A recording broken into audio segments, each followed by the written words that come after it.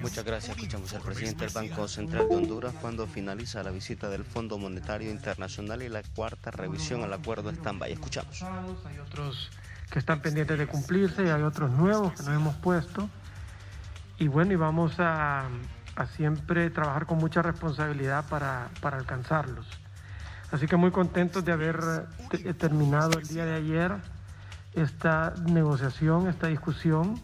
Como ustedes lo van a leer, está por confirmar el directorio del FMI este acuerdo que hemos tenido a nivel técnico y que tentativamente irá al directorio del FMI a finales de junio. De nuevo, gracias. Jaume va a leer el comunicado y luego estamos abiertos para preguntas y respuestas. Escuchamos al representante del Fondo Monetario Internacional en nuestro país. Nos complace anunciar que el equipo del FMI ha llegado a un acuerdo a nivel de personal técnico con las autoridades de Honduras sobre la conclusión de la cuarta revisión del programa de reformas económicas respaldado por las facilidades Stand-by y la facilidad de crédito del FMI. El acuerdo está sujeto a la aprobación del directorio ejecutivo del FMI, programado tentativamente para junio. El personal técnico también propondrá aumentar el nivel de acceso bajo las facilidades mencionadas en 150 millones de derechos especiales de giro, alrededor de 215 millones de dólares, llevando el acceso total a 537 millones de derechos especiales de giro, alrededor de 769 millones de dólares. El aumento se justifica en el contexto de las necesidades de balanza de pagos provocadas por las tormentas tropicales y la continuación de la pandemia. El financiamiento apoyará el plan de reconstrucción sostenible de las autoridades y sus esfuerzos relacionados al combate al COVID-19. La pandemia prolongada y las tormentas tropicales ETA y IOTA han golpeado duramente a Honduras. La economía estaba comenzando a recuperarse en la segunda mitad de 2020, respaldada por una reapertura gradual, políticas fiscales, monetarias y financieras de apoyo y por las remesas. Sin embargo, ETA y IOTA azotaron al país en noviembre, provocando inundaciones y deslizamientos de tierra que destruyeron infraestructura y viviendas, sumado al impacto humanitario que provocó calamidad en muchas familias en las zonas más productivas del país, se dañaron cultivos y paralizaron la producción manufacturera. Como resultado, el PIB real se contrajo en un 9% en 2020. El crecimiento de las remesas, la fuerte contracción de las importaciones y las exportaciones resistentes apoyaron la posición externa de la economía. Se espera que la economía se recupere moderadamente en 2021, apoyada por el gasto doméstico en reconstrucción y el fuerte crecimiento en Estados Unidos. Al mismo tiempo, la pandemia y los gastos de reconstrucción continúan generando grandes necesidades fiscales en un entorno con condiciones de financiamiento externo más restrictivas y mayores riesgos de volatilidad de mercado. Las autoridades de Honduras continúan gestionando la crisis sin precedentes dentro de los parámetros de la Ley de Responsabilidad Fiscal, utilizando de manera apropiada la flexibilidad incorporada dentro de la ley para implementar una respuesta fiscal bien focalizada a la crisis.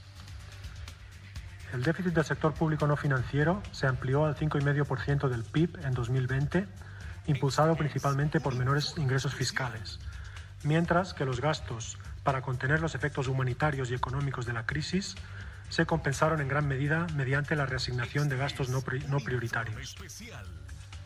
Se han logrado avances significativos para abordar los desafíos de implementación en la fase inicial de la pandemia, incluida una gestión más transparente del gasto de emergencia y la mejora de los controles sobre su ejecución. Las medidas monetarias y financieras excepcionales adoptadas también tuvieron un papel fundamental para amortiguar el impacto de la crisis.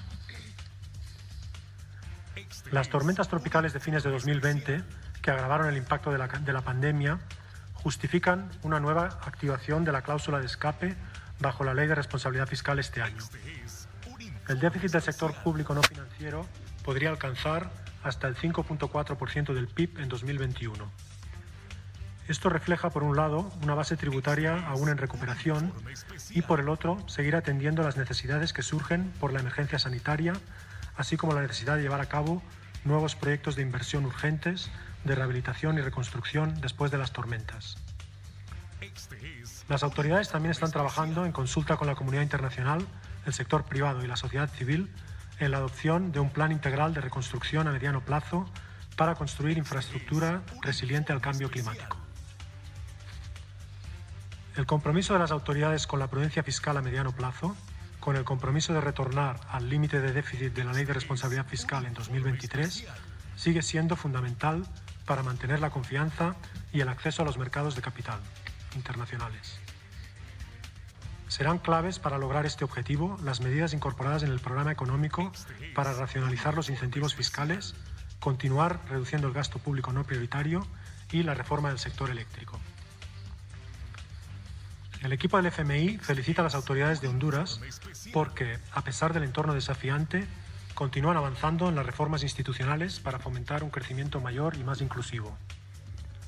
Las autoridades están protegiendo y fortaleciendo el gasto social mientras se continúa avanzando en la mejora de la gobernanza fiscal, la movilización de los ingresos, los marcos de política monetaria y de regulación y supervisión financiera y la reforma del sector eléctrico.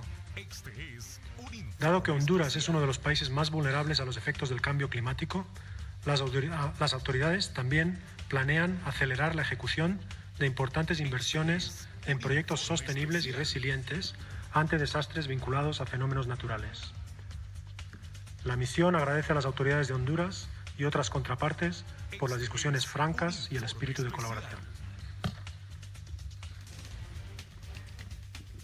Bien, representantes del Fondo Monetario Internacional han dado lectura a los acuerdos y avances en esta cuarta revisión del acuerdo Stand-by. Vamos a regresar con ustedes y pendientes en otros espacios de noticias de estos acuerdos importantes que dan la oportunidad a Honduras a acceder a más de 700 millones de dólares. Con este informe junto a mi compañero Luis Zelaya, yo regreso con ustedes.